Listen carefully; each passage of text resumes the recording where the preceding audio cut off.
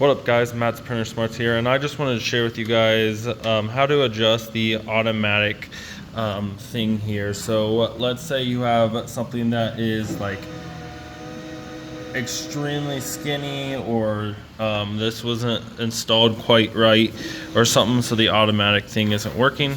One thing you could do is unscrew this and unscrew it on the other side as well.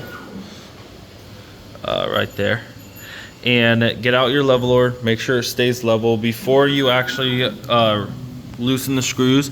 Maybe mark it with a pencil or something, so that way you know where you started, in case you want to just put it back to where it was or something like that. Make sure this is level when you put these screws back in, and yeah. And feel free to get any tech support you need. Link in the description for the group chat for Jay's Printer Parts. Anyways, guys, thanks for watching. This is Matt with Matt the Printer Smarts, and God bless. Peace.